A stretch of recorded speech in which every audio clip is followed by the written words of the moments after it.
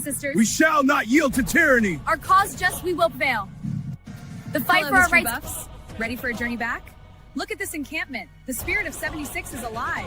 Bobby, at this Hello, point, history. shame on you. Shame on you. Because we are being played as the American people. Our money is funding a war that we don't need to be in. Shouldn't be okay with it. So as long as I have breath in my body and a mic to use, I will be speaking out against this. A true patriot savors these moments, but the fight for liberty calls. The economy, we have a global economy. That's why we're the #1 economy in the world.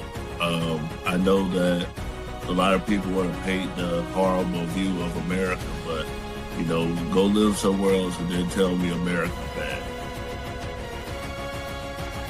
Patriotism is all about. Look at these flags. They represent our fight for liberty. This is It is what so American. freaking crazy to me that we have an conflict with Iran before a single person from the Epstein files has been arrested on American soil. The hour our liberty is at hand. For freedom is brava. Brothers Hey, I and was sisters. working, man, you know, but it's good to see Rippy out there handling business, man. And again, hey, there's a lot of black Trump supporters, man. I mean, it feels good to see that, man. So I'm...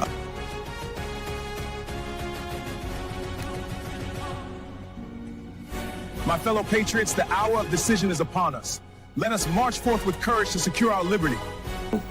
A real coach. People are getting sick of it. The moment a celebrity steps slightly outside the leftist approved narrative, they get attacked. Chili from TLC gets heat over allegedly donating to Donald Trump. For liberty. The British advance. We must act. Our supplies are low, but morale is high. Then we fight for liberty. Pain to War captures the spirit of we fight for independence. The Welcome to my. that said they were anti-war. I think they said no new wars. Yeah, they voted for a president that was not going to start any new wars. And what's funny to me is that not only were you lied to, not only did this man start this and get out of the Freedom. Greetings from the encampment. The spirit of liberty is strong. We will fight for our rights and our freedom. Just in order to get the Greater Israel Project accomplished, you have to kill people. That's why it's wrong. Killing people is wrong. Full stop. So you can try to make sense of it with, well, it's a threat and this and that. There's no greater threat than the United States empire. Vocabulary up because I'm throwing out words like hubris, acquiesce, verbose. What are you going to do about the dichotomy of the nuance?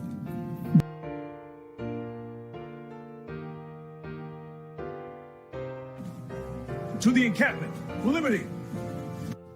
And what I've learned, and I'm not a liberal or a Democrat. I voted for Trump the first time, but he's become a politician. He lies like all the other politicians. He deceives like all the other politicians. Endures through every change and challenge. We stand at the dawn of liberty, unshaken by the trials ahead.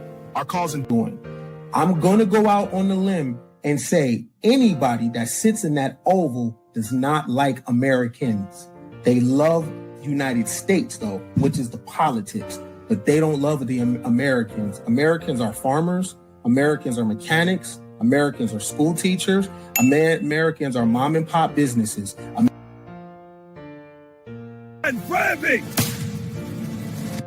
Soldiers, the enemy is near. Not only do I love my FBA fam, my Black American fam, my Black people on code, you know, my people that's allies with us, as part of the fam. I love y'all. I love my country too. You feel me? The cause to victory. To victory. These pastries are wonderful. Indeed, but we must stay vigilant. Iran rages on tonight with a new round of strikes. U.S. forces launching what they call self-defense strikes in southern Iran, close to the country's main military base. This as President Donald Trump says he's in no rush to come to an agreement with Iran after saying this weekend a peace deal was near. This Memorial Day, the president acknowledging the 13 service members killed in the war while sharing prepared remarks at Arlington National Cemetery. Forces launching what CENTCOM is calling self-defense strikes, hitting boats and missile sites in southern Iran. CENTCOM taking defensive action to keep U.S. troops out of harm's way, while President Trump's negotiating team appears positive that they are moving closer to finalizing a peace deal. Meanwhile, Fox can confirm that the president will host his cabinet at Camp David tomorrow for a high-level meeting. Though the White House confirmed the gathering, no additional details have been offered, and we will bring you any information as soon as things come in. Disclaimer. The views and opinions expressed on this panel show are those of the individual speakers and do not necessarily reflect the views or positions of this channel, its affiliates, sponsors, or production team. This content is intended for informational and entertainment purposes only. Viewer discretion is advised. We encourage respectful dialogue and critical thinking around the topics discussed. Party. Why I like the new party? Number one, it's a group of people that's on a panel. We all have differences, but we all basically still come together at the end of the day. The new party for me is about unity. The new party for me is about educating people to the truth, letting people know what's been going on in our country. With that being said, shout out to the new party, man. We're going to keep it going with y'all. Welcome to the new party. I'm Gray Mars. What's going on, Doc? Saludo from Chicago. I'm Kim. What's going on, Chad Casso? For sure. So as you can see, we're talking about the Iran war still. So I'm going to let Marco Rubio say what his thoughts on Iran. They're going to be open one way or the other. So they need to be open. What's happening there is unlawful. It's illegal. It's unsustainable for the world. It's unacceptable. I don't know of any country in the world that does it. The Russians are not in favor of a tolling system. The Chinese are not in favor of a tolling system. I mean, there's no country in the world that's in favor of a tolling system except the regime in Iran. So that's not acceptable. That cannot happen. The straits need to be open, unimpeded, without tolls, and obviously that needs to happen immediately as soon as anything's agreed to. Well, look, I think our position is well stated. The president had a very important, I think, historic call just a couple days ago with a number of leaders from the region. I think there's strong alignment and agreement on what a preliminary draft should look like. I think that, like anything with something like this, it's going to take a couple days to settle on, even down to the disagreements over a word, sentence. So we'll have to work through that. If there's going to be a deal, we're going to have to work through that. But this is, it's either going to be a good deal or there isn't going to be one. Doc, what's your thoughts on the peace deal? You said hard to get a peace deal with the things Trump want to happen. I think I've been critical of always saying that I don't believe in a war in Iran. I don't think there is any good reason for American sons and fathers, mothers, sisters, brothers to die. And I think it's a little bit crazy. I don't think people realize how crazy it is to say, I'm going to go halfway around the world and tell people how they can govern their region of the world, the things they can and can't do. To me, that's a little crazy. But also, as somebody who has been to combat, I also understand that if you're there and you're committed, you need to be fully committed, because being halfway committed also causes American soldiers their lives. And that's just a reality of when you think that you're halfway in and halfway out, there's still somebody else who's standing there. The government may be halfway in, halfway out, but that guy who's standing over there and he's sitting on that ship and he's got his boots on the ground, he's fully committed. So I think as a country, we need to find out, are we fully committed or which direction are we going in? And we need to move in that direction. So it's so much nuance to stuff like this, because I understand being a young kid over there and not knowing what's going on fully. Like, we weren't fully involved in the politics and we were just taking orders. So it's a complex situation depending on what level you're looking at it from. You know what I mean? If you're looking at that from the top, when you're at the bottom, it looks totally different. So they said these last strikes from the U.S. were actually self-defense strikes. We have breaking news. Explosions rock Iran. U.S. Central Command just confirming that U.S. forces targeted Iranian military facilities responsible for launching a series of attacks against American warships in the Strait of Hormuz. Iranian state media had reported blasts that were heard in the border city of Bandar Abbas. That's home to a key Iranian naval and air base along the strait. Iranian state media also reporting explosions in other cities as well. The attacks coming as intense discussions are underway tonight to end the war in Iran, but a deal is not in place. Iran's top security official declaring tonight, quote, "There will be no retreat." Okay, Casso, you got the chat jumping, the bridge party. What's your thoughts on the self-defense missiles? And since this is your first time calling a new part talking about Iran, what's your thoughts on Iran overall? I'll say this, great. First of all, Doc, thanks for your service, Doc. We appreciate that. To what Doc said, I think there's a difference between full commitment and blind commitment.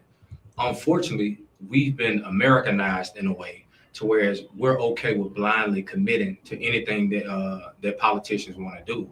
I don't support the conflict in Iran at all. I think that America's falling apart. And if we can spend $1 trillion in the Middle East, boom, boom, in schools with little girls in them, we can invest some of that money here in America and make a real investment in America's infrastructure, education, healthcare systems, just things that make life easier for American people. And the problem that I have with the whole conflict, all of the conflicts that President Trump has been involved in, is he ran on this promise that he was going to put America first. And he duped a whole bunch of American people. And he's done the exact opposite of that. So my position in terms of the conflict, Gray, I don't agree with it at all. In terms of them saying that they're over there taking defensive mechanisms, I don't believe that either. It's hard to believe anything that's coming out of this White House. It's hard to believe anything that mainstream media in America is spilling out to us right now, because we know that the Trump administration and all of his YT or white nationalist buddies has mainstream media in the headlock right now. So I don't believe it. Okay, so Trump is trying to force countries to take on the Abraham Accords. Trump is now demanding that all of the countries involved in negotiations with Iran have to join the Abraham Accords, one of his most insane demands yet. All of the countries would have to pay a massive premium, immediate normalization with Israel, and according to multiple sources, Trump's demand was met with literal silence. The Arab leaders were so stunned by the audacity Trump had to make this request that Trump himself had to break the silence with a follow-up, "Are you still there?" On Truth Social, he said it should be mandatory that all of these countries, at a minimum, simultaneously sign onto the Abraham Accords. He mentioned Saudi Arabia, Qatar, Pakistan, Turkey, Egypt, Jordan, and Bahrain as targets. He warned if they refuse, they should not be a part of this deal because it shows bad intention. He even dangled Iran's own potential membership, saying if Iran signs the agreement with me, it would be an honor to also have them as part of this world coalition. This would require all the countries to recognize Israel and normalize relations as a condition to ending the war. This is such an insane ask because Saudi Arabia, Turkey, Egypt, and others on that list have publicly conditioned any normalization on a credible and irreversible path to a Palestinian statehood, which of course Israel doesn't want. Kim, you're our Israel expert. What's your I'm not an Israel expert. I'm an Israel hater. I'm a professional Israel hater. So the Abraham Accords the first time around, this is what happens with mainstream media, where you get like these propaganda like talking points where they keep repeating it, where I even heard liberals talking about the Abraham Accords as like a peace deal or such, because with regards to foreign policy, there's a lot of overlap with the Democrats and the Republicans. I don't really see that with like regular Americans like us here. We see right through it. And even as we discuss it amongst ourselves now, like we know it's bullshit because it does normalize relations with Israel. It doesn't hold them accountable for anything that they've done, even before October 7th. And now they're trying to shove it down our throats. It's a little bit harder this time around because they've started this war of aggression, which every war that the United States has started post World War II has been a war of aggression, which is illegal. And we're starting to feel it now in our everyday lives. Even here, I can tell the difference here just being one day in Chicago between how much gas I have to pay and how much I have to pay in groceries. We feel it more like in the liberal cities and on the coasts, but everything's getting really expensive. Everything's getting really divisive. And even when I see these polls that I think 50% of Republicans still support Trump, I don't even know where these people are. Like, what's going on? These polls are biased. The best thing we could do right now, which would be, it sounds impossible, but Donald Trump has to take an L. And this guy is the biggest egomaniac to ever exist on the face of the earth. So our livelihoods, our future rests on the biggest egomaniac taking an L. I don't see how that's going to happen. Israel has him by the balls. And not even, he's getting cucked, honestly. Like, I don't even know what else to say. I've already said it. I don't know. Everybody vote third party, because even if it would have been Kamala, it would have been more maybe like a Libya style democratic foreign policy here. So vote third party. So people try to say it's Obama's fault, and Castle, just so you know, Kim hates Obama. Yes, I do. Other presidents should have done this. 47 years they've been toying with these stupid people. In many cases, stupid people. This should have been done by Obama. He went the other way. He was giving them cash. He sent plane loads of Boeing 757, took the seats out, and put green cash, $1.7 billion in the plane. Every bank in Virginia, D.C., and Maryland was stripped of their cash. They took out all the cash from the banks. They put it into a plane. He doesn't know what he's talking about. A Boeing 757 packed with cash. And they flew it to Iran, and they let these guys just, I don't know what the hell they did with it, but they took it and then gave them billions and billions of dollars and bribed them basically to be friends. And after giving them tens of billions of dollars, they screwed Obama, okay? That's not the way we play, no. Trump has We do it the Obama old-fashioned derangement way. syndrome. And they should wave, they're very proud. Maybe you won't see a white flag, but essentially that's already what they are. So, Castle, you're progressive. What do you say when people say Obama is the reason that we're in this whole Iran situation? You muted. Well, I'll say this, Kimberly, you hurt my spirit with the whole anti-Obama thing. I thought I had an ally in you on the left. But Aw, come on. You can call me Kim. You can call me Kim. That's a cool name, Kimberly. You on the far left. Yeah, you're on the far left. I'm somewhere towards the middle, I see. But ask me the question again, Gray. You do TikTok lives, and I know a lot of the times when people come up, they'll say, "Oh, well, Obama did this, Obama did that, Obama did this." So, What is your comment on people saying Obama is the reason that Trump has to deal with Iran? Like that, Obama should have handled this whole situation when he was in power. Right, Obama did handle this situation. If I'm not mistaken, Obama signed the JCPOA, and it was a fantastic deal. We saw tensions come down in the Middle East. President Trump came in and destroyed that deal because for some reason he wanted to take credit for everything it is that former President Barack Obama did. Now, him and his billionaire arrogance thought that he could destroy the JCPOA, go back in with basically the same deal, and the Iranian people would accept it, and they've rejected it. And now we find ourselves on the outside looking in, trying to figure out how, the Republican administration, find themselves on the outside looking in, trying to figure out how they're going to bring this particular conflict to an end. But I think everything's just playing into how it should play. We're in the midst of de-dollarization. We see BRICS running wild. We're losing our global position as a nation of people. We have proved that American democracy come with army, tanks, militaries, planes, bombs, and unallowed or dead children in schools. So people don't believe in us anymore. It's not Barack Obama's fault. Barack Obama didn't drag us into the Middle East, and it should have never been placed on Barack Obama in terms of the burden of pulling us out of the Middle East or Joe Biden. If we're gonna just pack up and leave the Middle East, I say we pack up and leave the Middle East altogether. I'll say this great, and no disrespect, Doc, because I know you serve, but we have to stop allowing ourselves to be a hand for hire in the Middle East. All nations reserve the right to defend themselves. So any nation has the right to defend itself.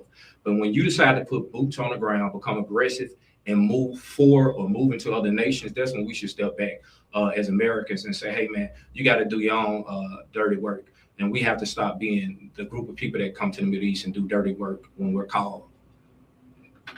For sure, that definitely makes a lot of sense. I will say I do agree with him with regards to the JCPOA. So I'm not just like a contrarian when I think Obama did everything wrong. He did a few things right here and there. But you do have an ally in me. I just think that I think it's worse. I believe Obama can walk on water. I'm sorry? I believe that Barack Obama could walk on water. I think Barack Obama is tall, dark, handsome, and charismatic, and he can literally shove something up your ass and make you like it. So that's the difference between the Democrats and the Republicans, where they have this moral void or this vibe where they just say we're for the people, but they're not, especially with regards to foreign policy. And I will say that Barack Obama has Libya on his hands, Yemen on his hands, Syria on his hands. So even the small little bits of credit, like with respect to how he handled Russia and even the JCPOA, can't be given much credit because he literally prosecuted more whistleblowers than any other American president and killed American citizens without habeas corpus. So, and among other things, like bailed out the big banks during the 2008 recession, yada, yada, yada. We all know this. So. That's not to take up too much time, Greg. I feel like that's a splinter. Yeah, I feel like that's a splinter. President Roosevelt, if I'm not mistaken, he has Hiroshima, Nagasaki on his hand. That's hundreds of thousands of Japanese people that were blown to smithereens at a moment's notice. I believe that was Truman, right? Truman, sorry. Yeah. Mm-hmm. The president, let me be clear, white president in World War II that dropped the biggest nukes or biggest bombs in history of this world, obliterated hundreds of thousands of people at a moment's notice. I don't think anything that Obama could have done could ever compete or compare to what they did. In terms of having so much drawback or push or pullback for Barack Obama, look at the condition of the nation when Obama became president. It seems like we always inherit a bad deal here in America, especially Barack Obama. So when we talk about Obama having blood on his hands, every white president that has ever been a president of the United States has Black American blood on their hand, and they hadn't properly addressed the issues or the situations that our community has been forced into. So if Obama did take office and make a mistake or two, because that's what we usually call it, a mistake or two, then I'm not gonna hold Barack Obama accountable for honestly just being frank with you. And I'm not gonna hold it against Barack Obama, because every single white president that has served this country has been harmful to Black American people in some way, and we hadn't been made whole yet. So in my mind, still Barack Obama is perfect. Yeah, I respect that. I just think that, well, I mean, again, conversation for another day. But I will just say that he ran on hope and change, and he was a continuation of the same foreign policy that George Bush was. So I think that's a disgrace, and I think that's what makes it worse. Doc, did you have any more to add this time? We're going to play one more clip if you do. Yeah.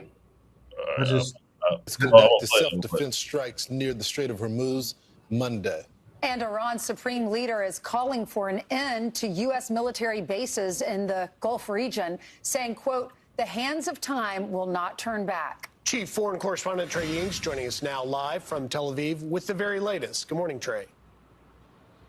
Yeah, hey guys, good morning. Overnight, the United States conducted airstrikes against southern Iran near the Strait of Hormuz. CENTCOM says these strikes were defensive in nature and went after mine-laying vessels along with a surface-to-air missile position. These were the first U.S. strikes that have targeted Iran since early May. A spokesperson for Iran's armed forces said any new aggression will be met with a far more severe response. The strikes come amid the backdrop of ongoing diplomatic efforts to reach an agreement between Iran and the United States. Overnight, President Trump laid out a condition that he has, saying on Truth Social, the enriched uranium plutonium nuclear dust will either be immediately turned over to the United States to be brought home and destroyed, or preferably in conjunction and coordination with the Islamic Republic of Iran, destroyed in place or at another acceptable location, with the Atomic Energy Commission or its equivalent being witness to this process and event. Thank you for your attention to this matter. The other key issue has to do with the Strait of Hormuz. Secretary of State Marco Rubio reiterated the Trump administration position on this critical waterway during a gaggle today. The straits have to be open. We already saw that. Go ahead, Doc. I don't have a whole lot I want to say. I just think I don't envy the difficult position some of the soldiers are in. You know what I mean? And I think it's it's a lot easier to say, you know, these dudes shouldn't, like I see people online sometimes saying these dudes shouldn't follow orders or shouldn't follow illegal orders. And I want people to know that's not a realistic thing. A lot of these people have left their homes, left their children, left all of these things behind. They didn't do all that to go to another country and not follow orders and not do their civic duty, because honestly, when we're there, we're all together. I think the black and white, the brown, the Asian, the yellow, that's something that people have a luxury of discussing and disagreeing about when we're here, when we're free, when we can go to whatever store we want. When you got T barriers up and you could walk 100 yards one way and 100 yards the other direction, a lot of that stuff is null and void. You know what I mean? There isn't any color. So I think it's a difficult position that some of the soldiers find in. And I think people don't realize how difficult that position is, because everybody lies and says that, oh yeah, I was out there and bro, it's a lot of cooks and cleaners. And I'm being real, Gray. Am I lying? No. Everybody will tell you I've really been out. I post my DD214. I send you the awards that's on there. You know what I mean? And I think for those dudes, it's a difficult situation. And I think it's easy for people. No one will truly understand how difficult the situation is. You know what I mean? Like, so it's a difficult situation. Governments are weird, are fucked up like that. Like a lot of governments are fucked up like that. And Ricky Beaver says not all was lying.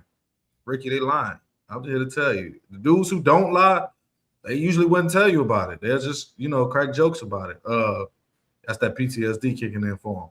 But no, that's facts. But I just think it's a difficult situation. And I'm against the war in Iran because I don't think anything that they got is a good reason that American sons should die. You know, I know what it feels like when you see somebody who's never going to see their kids again.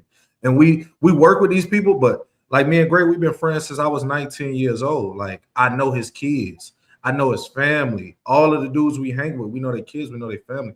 So it's just a weird thing. Like, you know what I'm saying, for those dudes. You know what I'm saying? So, and Doc, can I respond to you if you don't mind? Yeah, sure. And respectfully, you sir, not me. Just to clear it up with the chat, Roosevelt on the line, Truman became president, and Truman dropped the atomic bombs. I think that's being correct, historically correct. Now, my pushback to you is this, Doc. I feel as Americans, we do have the right to protest and speak back, even if you are in the military. I think it's your job to speak out against injustices that are being committed globally, especially if you participate in it. If it's on you to walk down another human and look at that human and be tasked with or given a position to take that life or allow that person to live, you should be able to stand up and say, hey, I can't do it because it's not righteous.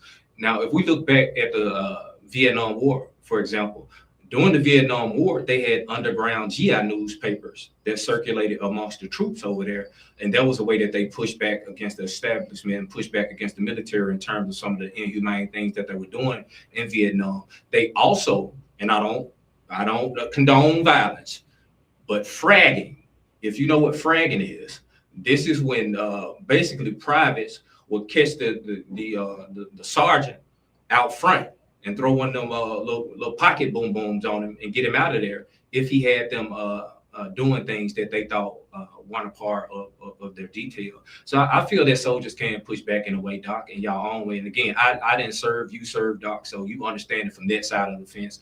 I'm just giving you a little bit of what I understand from a historical standpoint. Yeah. Not no Seymour pushback Hersh on the also. sergeant. I'm sorry, Greg. Go ahead. Not definitely pushed back on the sergeant before. Yeah, like Greg tell you, I ain't the type to just follow orders. Like, if you get it too out of line, I done slap my first arm. He'll tell you that. It's not a joke. Like, before I ever became a soldier, I was a young kid who didn't have it all from the project. So, but that's why I say it's so hard to tell these dudes that to speak out about something, because say, bro, I'm broke. My mama was in a coma when I left and joined the army. My family need this money. I got to have it. You see what I'm saying? Yeah. So I ain't the only person in that situation. And I knew when I signed the contract, it was against the rules for me to share my opinion. So I gave up my opinion to be able to take care of my mama. You see what I'm saying? So it's a lot of dudes, more dudes than you think in them situations. And I ain't saying that's right. I'm saying life is about choices and it's tough. You see what I'm saying? And I got younger siblings. I got a mama who can't walk. She in the hospital. And they looking at me like, you got to get it done. You see what I'm saying? That's where I was at when I was a younger kid. You know what I'm saying? So it's a lot of people with a lot of stuff going in their life. And you won't see that in the uniform because that ain't none of my business. When you see me, it's just the uniform. I button it up. I do my job. I mean, I ain't going to let nobody disrespect me. Greg will tell you that we'll have a long conversation out here in the back. You feel me? Like, for real, like, for a long time. And if you get too out of pocket, like, you know what I'm saying, we'll do that too.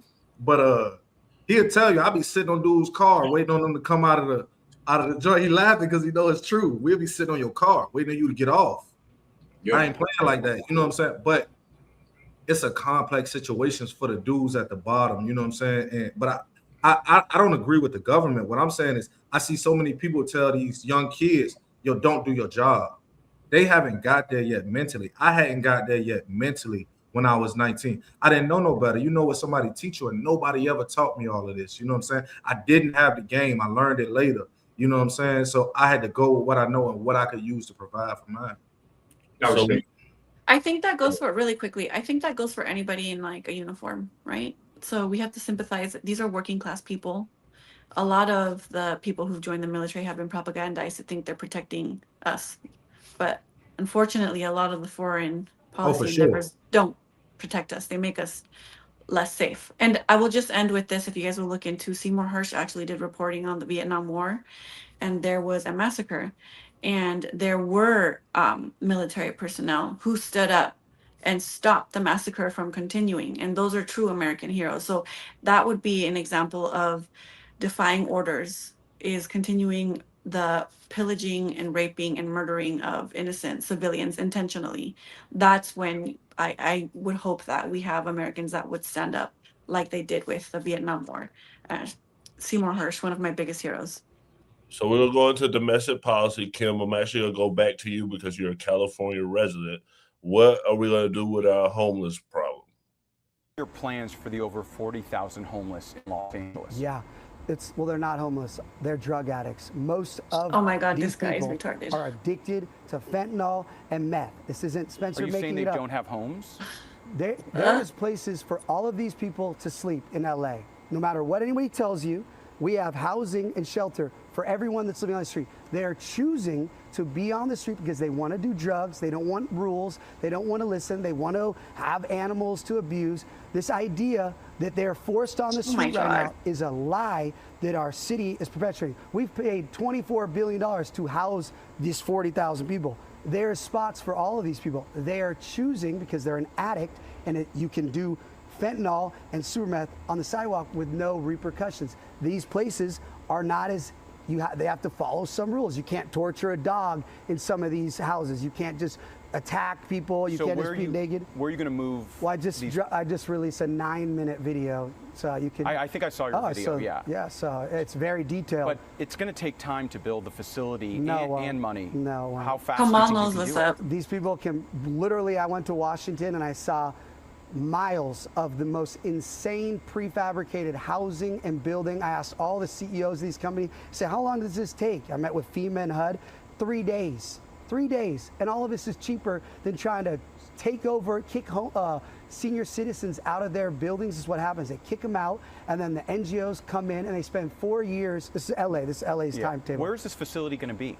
It's on beautiful federal land property. Where, in LA County? Well, when I'm mayor, I'll go meet with the federal government and I'll get the property. Right now, I'm just running, so I can't give you the exact address because I don't have the legal responsibility to go represent Los Angeles and say, can I have this land? But when I'm mayor, I promise you, because we have the Olympics coming and everybody in the government wants LA to be the #1 most beautiful city, they will work with me to give me the land I need. So you're going to move these 40,000 people somewhere and you're going to have this facility up in, you said, how long? Here's what you got to realize. 90 days? Let me explain something. These 40,000 people, 60% of them, City Watch just announced this week, are not from Los Angeles. They're not from California. These people have been bussed in by scam rehabs, scam NGOs, scam homeless nonprofits. I'm not even in LA. So. Unplug them and say, we're not taking our tax money anymore. They're all going to Seattle, where the mayor will welcome them. These are products to a lot of people. So the people that want to keep doing drugs and live on the sidewalk, a lot of these people are going to leave. The other ones, there's a lot of criminals. There's people that are getting naked in front of kids. They're going to jail. The people that are torturing animals, they're going to jail. So not everyone goes in the same box. So we have the money, I need an we have the antacid after resources, this. and we have the facility. All right, Kim, we know you're in Chicago, but you were just in California, LA specifically. Is any of what he's saying true? I'm sure there's like a kernel of truth with what he's saying here and there. I did an episode with the Ratchet Christian on her show with respect to LA City mayoral race. I highly recommend you guys please go watch it, like it, follow the Ratchet Christian. This guy is a retard. He's probably worse than Trump. Like, he even talked about, he said that if he wins the mayoral race, he's gonna start, he already has a contract for a freaking reality TV show. Oh, it's like, what are we doing here? This guy's retarded. Out of the top 3, TLDR, Nitya Raman is better on homelessness and policing. But she's still establishment Democrat.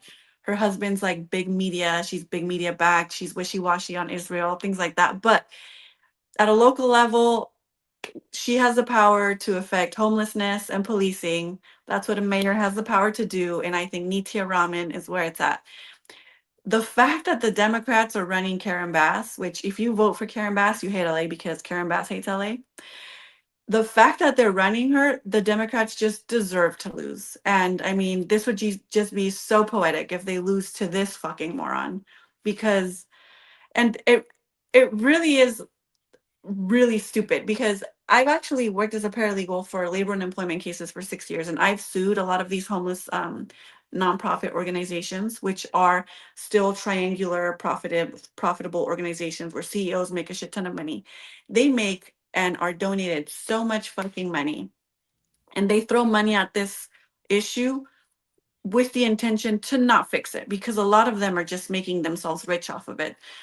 The real solution to solving homelessness is providing more homes, providing people with social welfare programs, not just forcibly displacing them and dehumanizing them like this freaking retard. But I mean, we are a reflection of who we vote for, and we get who we deserve. And when I see a lot of people in LA debating this issue and them defending this guy, Spencer Pratt, I'm just like, okay, then I guess we deserve this guy. Because, I mean, it's not going to get better with Karen Bass. They shouldn't have run her. The Democrats like to lose. If they were smart, they would have known not to run Karen Bass. So here we are with, we're going to end up with this guy. Same with what they did with Donald Trump. I said the same thing. I said the Democrats deserve to lose because it's almost intentional. They're so freaking dumb. It would have been so easy. They could have put all their money behind Nitya Raman. She's good on policing and homelessness. And I've been all over this country. I was on a music tour with my last boss. I've been to every major city in this country, and there are very few cities uglier than LA, and that's where I'm born and raised.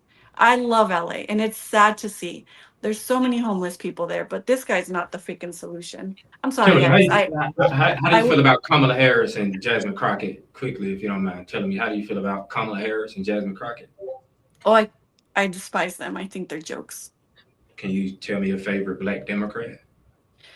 I don't really like a lot of Democrats, whether Are you irrespective of. Are you a Democrat? No, I've She's never a liberal. registered. I'm a liberal. leftist. I'm a leftist. She's a and I've- liberal, but she's not a Democrat. you Kim vote hates Democrat? everybody pretty much on both sides, but she likes liberal politics. So you like a Bernie Sanders AOC type of progressive or liberal? I think Bernie and AOC are better on domestic policy, but they have completely sold out to the Democratic establishment. There's no reforming the Democratic Party. We've tried it. Who do you like? I'm sorry? Who do you like? Last Who do you like LIKE? Who do you like? Okay. You don't seem to like Democrats. Who do you like? I like Butch Ware. I voted for him in the last presidential election with Jill Stein, and I voted for him in the primary for governor of California. And he's black. She votes third party. Okay. I was just maybe I misunderstood. I thought you were a Democrat, but you're not. You're a third party voter, so I get it. I understand. Yeah. I like Butch Ware.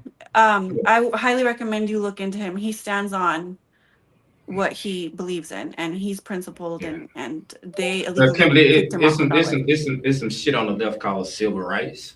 So I kind of have to vote for civil rights once it's codified. Then I can venture off and vote for Jill Scott. We only need 5%. 5% of the vote, and then the third parties get federal matching funds the following year.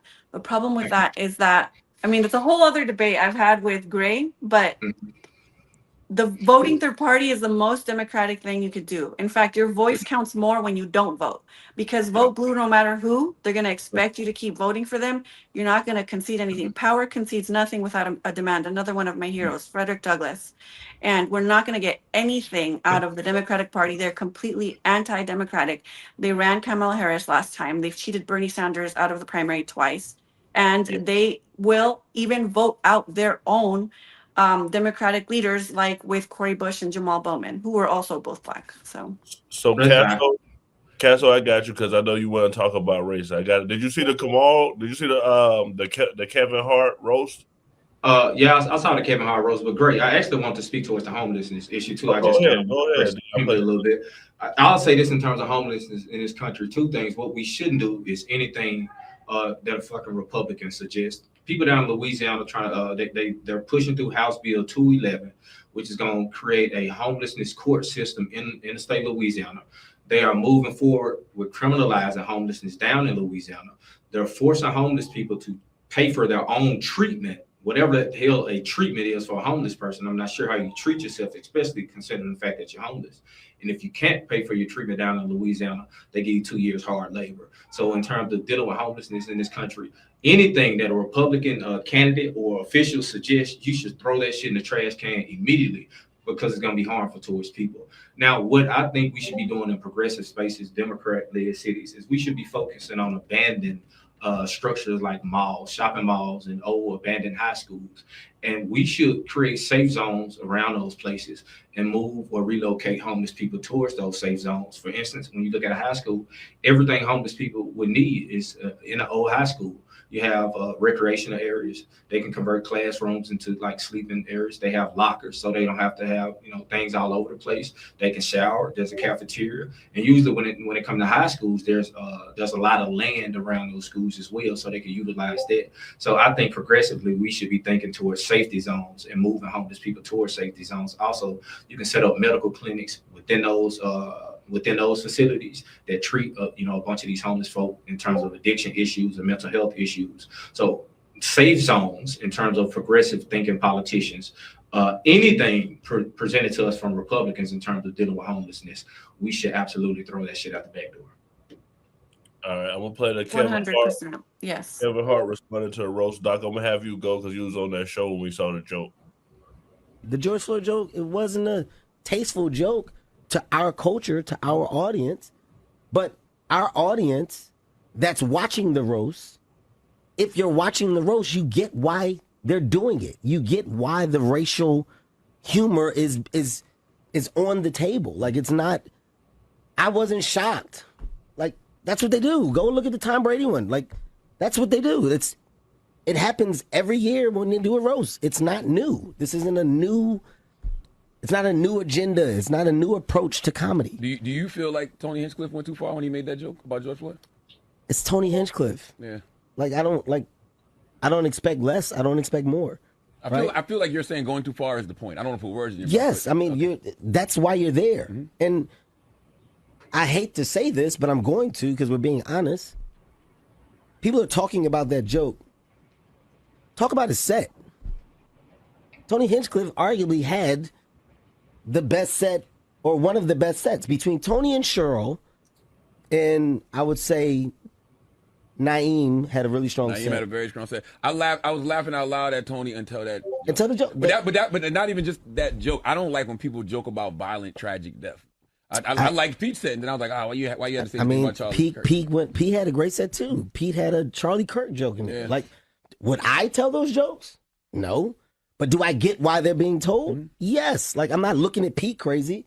I'm not looking at Tony crazy. Like, that's what I know what you're going to do. Mm-hmm. I know your style of comedy. I'm going to appreciate humor. I don't get affected by the attempt of humor. I get it, right? In this case, like, do more. It's my production. We're live. The more is what? Like, what is it that you expect me? You want me to take a live production and stand up and fight Tony or have a reaction? Like, Tony told a joke. It wasn't a tasteful joke to us. We didn't like it. Okay. Hey, man, fuck that joke.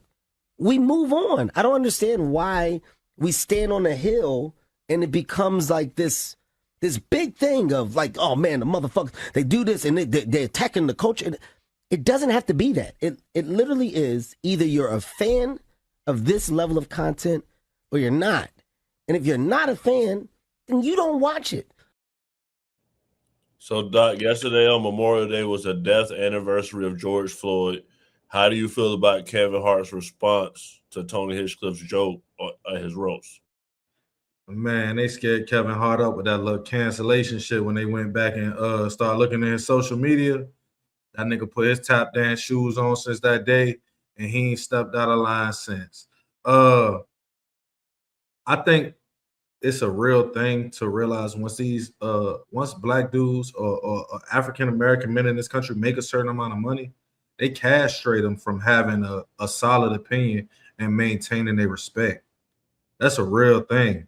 Like, brother, if somebody gonna say something to you in front of the camera that they wouldn't say to you walking down the street, they shouldn't be allowed to say it. Now, if Tony Hinchcliffe was a bad enough motherfucker to say that joke on the streets and that's how he talked and moved in his regular life, I could respect it. You know what I'm saying? Because he out here, he willing to do whatever it is that come behind that. You see what I'm saying? That's a different thing. But Kevin Hart just be out here tap dancing and singing and singing Negro spiritual because he's afraid to go back to whatever status it was before he became this megastar.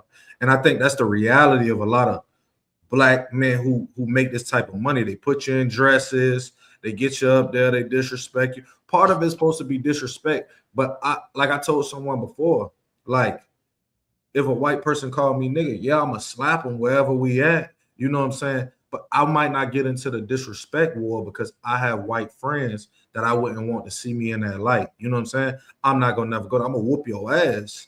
You feel me? Because you got an ass whooping coming. But that ain't me. That ain't my character. You see what I'm saying? So I wouldn't do that because that just ain't my round. That ain't my arena. I ain't going for that though. You know what I'm saying? Kevin Hart said, you done gave me enough money and I'm pretty much going for anything. You know what I'm saying? And I don't think he realized that being as far on this end of the coin as the other end of the coin could also get him canceled. Because now he'll lose that. You like somebody like Bernie Mac, he would always have that dedicated black audience. No matter how old he got, no matter where he went. Kevin Hart, at some point, this is gonna die down. You know what I'm saying? At some point, it's getting watered down now. Everybody say Kevin Hart come off a little corny. You know what I'm saying? He a little nigga in tight jeans. You know what I'm saying? So it's just the reality that he doesn't. I don't think he's realizing you can be canceled for the alternative, for going too far the other way. There's nothing wrong with saying, "Hey, yo, the joke was inappropriate, but we live, so I couldn't be the nigga I wanted to be." He trying to justify it. You could have cut it off right there. I might have talked to him backstage about that. You know what I'm saying? He out here like, why we gotta be niggas? Because we niggas, Kevin. You know what I'm saying? And we ain't going for that. You know what I'm saying? Sometimes you gotta say we ain't going for that. And it's a certain amount of respect. And I think Kevin Hart's gonna realize that you're gonna be going somewhere and now you're gonna lose this respect that people have for you, and they're gonna try you and treat you all type of ways, and you're gonna find yourself now having to prove something. So he went at the girl that was on Breakfast Club. He tried her about her documentary on George Floyd. I know your style of comedy. Did you see the interview that I did with Terrence Floyd, George Floyd's brother? No. So he said no shot to you. No, that's look. I'm never watching it. That's fine. I just want to make clear. I'm never watching that. I only brought it up. Even now that you told me, I'm not going to go back and go look at that interview. Because he's a fan. But I just want to make it clear so you understand what I do with my time. Like I'm never doing that. Okay, go ahead. I just asked because he's a fan of you. Mm-hmm. Casso, so you're big on race. How do you feel about the utter disrespect that people put at George Floyd? And, basically, do you feel like police brutality has been fixed in America? Well, no. First of all, fuck 12. You know what that means if you know what that means. Kevin Hart is a niglet pinata. And fuck him, fuck Stephen A. Smith, fuck Officer Tatum, and fuck that little black dude who y'all be having on the new party too. The one that's a bulletproof vest for Jake Long. Him. Fuck him too. You can line all these Republican Negroes up, take them out back, and give them a goddamn cornbread Slurpee for all I give a fuck. This the thing, man. And this is the danger zone that you venture into as a black man in this country when you begin to become colorblind. You have to understand one thing, man. Dark humor is a safe space for white supremacists. There's no such thing as dark humor in terms of what we can participate in as black and brown people. That's a safe space for white folk. They created dark humor so they can say, I'm laughing at a joke. I'm not really racist. It's just funny. It's funny that when it comes to the dark humor shit, it's always funny when it's a black person, when it's a Trayvon Martin, or when it's a George Floyd. But when you get to calling Charlie Kirk a goddamn sprinkler, they start losing their mind. These the facts. A woman fired at Indiana University over Charlie Kirk post. Biologist fired down in Florida over Charlie Kirk post. Tennessee man jailed over CK post. And you have Jimmy Kimmel being removed because he made a joke about the president. You see what I'm saying? What's a joke and what's not a joke? There's clearly a double standard.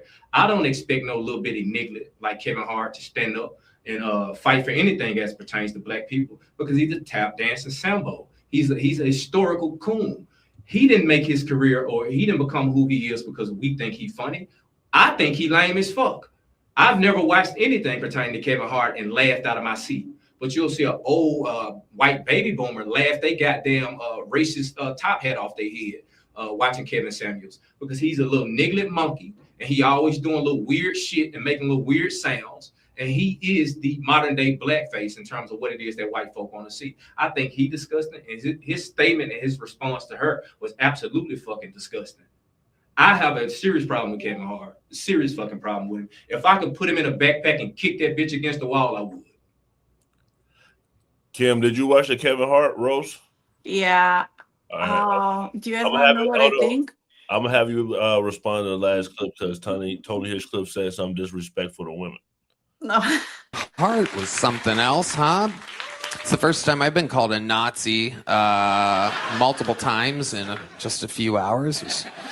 I guess that's what LA writers' rooms, all these a lot of mentally ill liberals out there that somehow with all these fucking blacks and Jews and Mexicans around me, I guess I'm a fucking Nazi somehow. I guess the guy that pulls names out of a bucket giving everybody an opportunity is a Nazi. Isn't that something? I was called that by a bunch of people that have never written anything in their lives, that literally have just been reading cue cards and teleprompters every project they've ever done with the inability to improvise whatsoever. No opportunity to have their own thought. They just read what the writers wrote for them without any originality whatsoever. And the writers I used to work with, there's a few great writers in that writer's room, and the rest of them are just living in a bubble of mental illness, and it's very exciting. But, I mean, the most of it, you know what I mean? I got called a Nazi, gay, a racist over and over again. I'm none of those three things, a little fun fact. But they are they are fat, ugly, black, and Jewish. Everything I said was real about them, just a reminder. Because I woke up today, and even though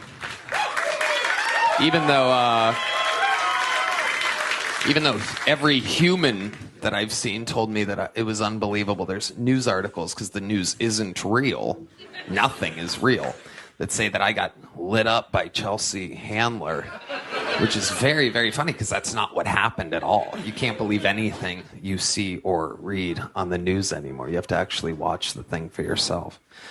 She was a bit of a cunt, I'll tell you that. She just kept coming at me over. She said I took the Saudi Arabia money. She was like wrong about things. The writers just didn't do her any justice. And then the teleprompter. The fun fact: the teleprompter only went down during my set, and it gave me a lot of opportunity to remind Chelsea Handler what she looks like and where her life is. Because she had it coming. You know, everybody wants to go up early in those things, and they put a lot of the people that they know will do good at the end, which is fucking bullshit, because some people turn off the television before that happens. And so what they don't realize, though, because they want to go up early when the crowd's all fresh, is that I'm sitting there watching what they're doing. So when Chelsea kept coming at me, I'm like, oh, I'm gonna fuck this bitch up. I mean, you're so loud. It was so rough. I woke up looking like Chelsea Handler. That's how rough my night was. I just had like that Botox swollen, inflamed face that just, you know, seems like you used to be successful 15 years ago and you're not anymore. You know what I mean? I just like felt like that. Worst feeling. Thank God. Then I just took a 2-hour nap and I was back to being one of the best in the world. And no, I'm kidding. Shut up. So Kim, you're a comedian. I also called you racist inside of the chat. So what's your thoughts on everything he said and, you know, him being called a racist due to the roast? Wait, someone called me racist in the chat? Yeah, you just hit. No, Kim, I think they think you white too, Kim. I did see a couple white comments on there. Sí, yo soy de Guadalajara, Jalisco. Yo soy más mexicana de la mayoría de la gente que yo conozco, la verdad. Culturalmente soy. What happened? They're gonna turn up even more now that they know you Latino. Yeah, Kim is Mexican. So are many of these people in the chat. But See Canelo Kim. I know. Here, yeah. I mean, Skeptic, please don't hate me. Kamal, please don't hate me.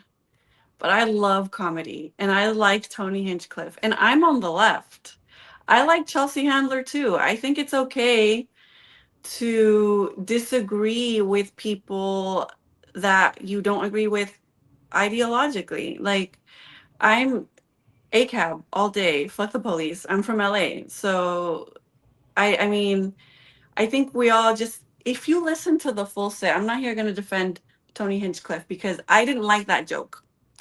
I did like the Pete Davidson joke because I love dead dad jokes because my dad died.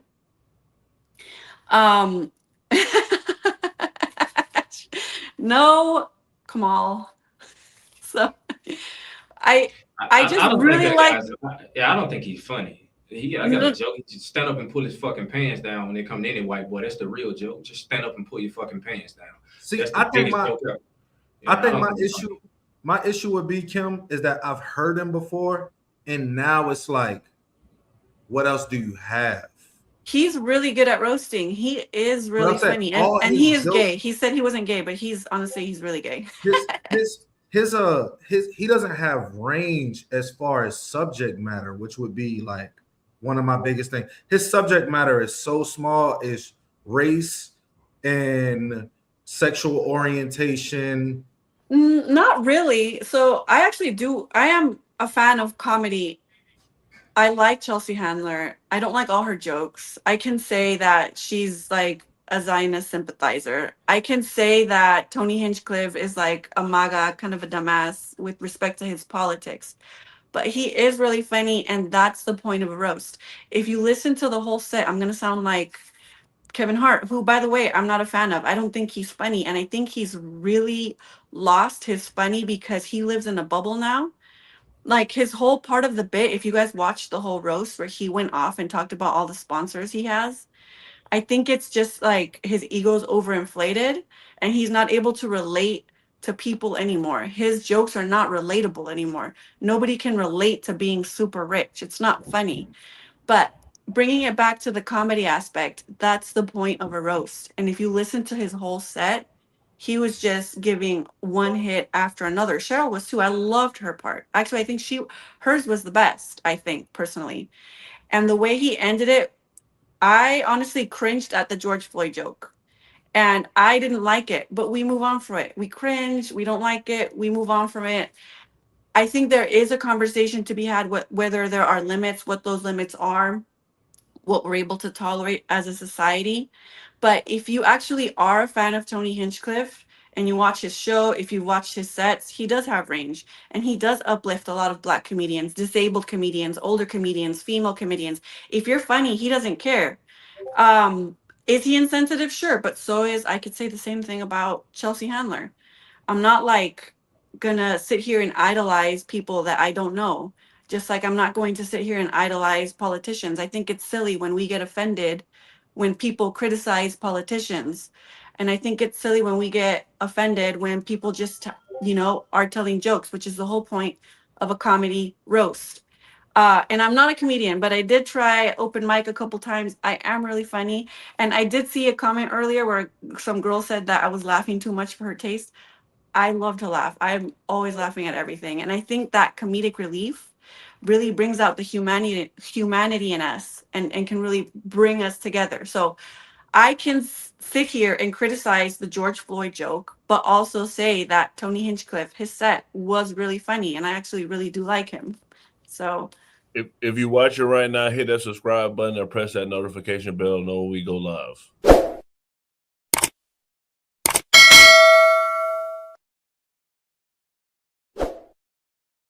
All right, Kim, ladies first. What's your final thoughts?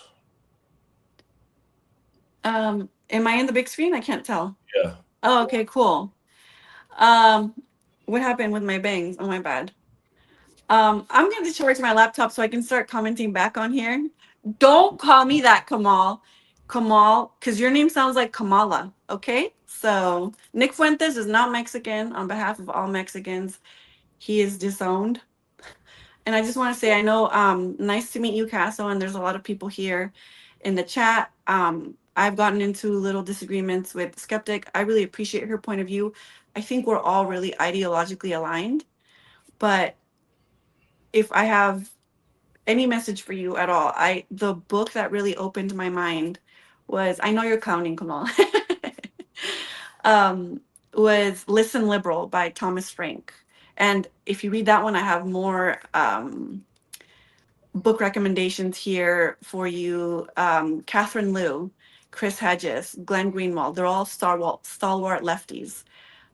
We need to really break from the Democratic Party because the Democratic Party is not ideologically on the left. They're a disservice to us who are on the left, starting with Kamala Harris, Hillary Clinton, Barack Obama, all those big name Democrats. And yes, I count a lot of those younger generations like AOC. I think that we should be able to think past binary politics to actually really effectuate real change. And this whole Ralph Nader dilemma is a hoax. Voting third party is a waste of your vote, is propaganda. And I think that we first must get big money out of politics. And then after that, we can vote our conscience. We don't have to vote blue and we don't have to vote red. That's worse. But it was nice meeting you all. Saludos de Chicago y buenas noches. Okay, for sure. Casso, you were a great guest. We definitely have to have you come back on. Casso does lives with Skeptic, who comes on a new party on Monday and Wednesday. Casso, what's your final thoughts? Well, I'm gonna say this. I appreciate you. I appreciate you, Gray. I appreciate you, Doc. I appreciate you, Kimberly. I don't really want to make my final statement too much about you, Kimberly, because I feel like you had a right to be able to respond to some of the things I'm saying. One thing I found extremely problematic, finding out that you were Mexican or of Latino Hispanic descent, and you had so much pushback for Jasmine Crockett when Jasmine Crockett is the only Congress person who really went boots on the ground for immigrants in terms of getting inside of some of these facilities. There was a facility down in Texas where there was a measles outbreak. Jasmine Crockett went into that facility and brought attention to that. She also went into a facility and brought the 5-year-old child, Liam Ramos, out of that facility. So I think at least you could give her a head nod for being a person or a congressperson that spoke up and spoke out and actually went boots on the ground to help your community, even when she got a lot of pushback from the Black community for doing so. So I just encourage you, just to do a little bit more in terms of understanding and realizing that Black people, Black Democratic people are the main ally that you have in terms of being a part of the brown community in this country. People who follow me know what my MO is, man. I believe in Black and brown unity. I believe we have to organize politically so we can have some real true power in this country.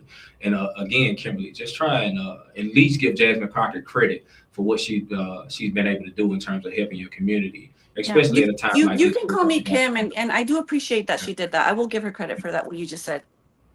Yeah, I appreciate that. Okay, Casso, tell people where they can find you. TikTok, The Bridge Party, or you can follow me, subscribe on YouTube, Casso's Bridge, with the S, CASSOS Bridge. And also, if you in here and you believe in FBA South, come into FBA South, because I saw one of these foundational Black brother men coming here calling me a teller, not a teller dog. My parents and all of my grandparents are Black American people, and they are descendants of chattel slavery. I know y'all watered the term teller down because when a person don't agree with you, you call them a teller. But I encourage you to stop watering that term down. Sooner or later, it's not going to mean shit. But FBA South. For sure. You got it, great. Appreciate it. Appreciate it. Appreciate you for coming, Casso. Doc, what's your final thoughts? The world is in a funny place. We all just trying to, navigate it the best way we can. A lot of these people make content. Go check out Casso. Go check out the new party. Kim makes great content. If it's your first time hearing Kim, you may have a small perspective of some of her opinions. So I think you should definitely come back, give it another listen. Kim has some great opinions that I agree with. She has some that I don't agree with, but I think that's a part of being in a dialogue with people who are from every walk of life. As far as me, I ain't really no content creator. If you get in my inbox, I don't really care. Most of the opinions I share up here are opinions of my own, how I feel, what I think, and I don't really need no amen corner for that. So new party and get involved in your community. I think that's some things that people don't really understand. Like Little League football coach, I do it. I go to the Boys and Girls Club, speak to the kids from my hood, I do it. I think everybody has these ideals, and I think we all need to get more involved in our community. It's kids out here who need role models, and I might not be the best one, so please step up and take my place. I'm tired. So love, new party. For sure. Thank you, Doc, Casso, and Kim. This was a great conversation. We do this every Monday through Thursday at 8 p.m. Eastern. Have a great night. New party. Hello, history buffs. Ready for a journey back? Look at this encampment. The spirit of 76 is alive. Freedom of our future. A true patriot savors these moments, but the fight for liberty calls. To the encampment for freedom of our future. For liberty. This is what American patriotism is all about. Look at these flags. They represent our fight for liberty.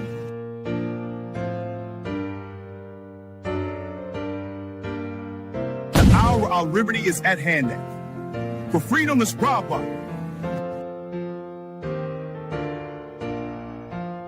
Secure our liberty. My fellow patriots, the hour of decision is upon us. Let us march forth with courage to secure our liberty.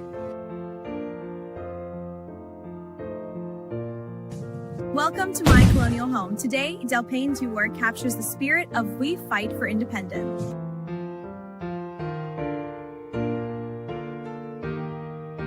And our freedom. Greetings from the encampment. The spirit of liberty is strong. We will fight for our rights and our freedom.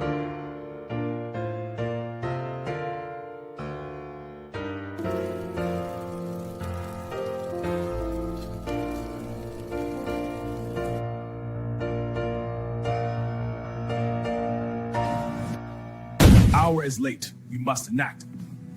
To the encampment for liberty.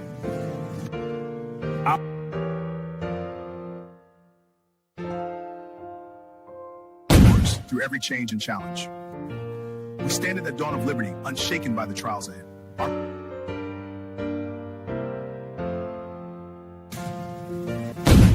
Soldiers, the enemy is near. Front line, fire me!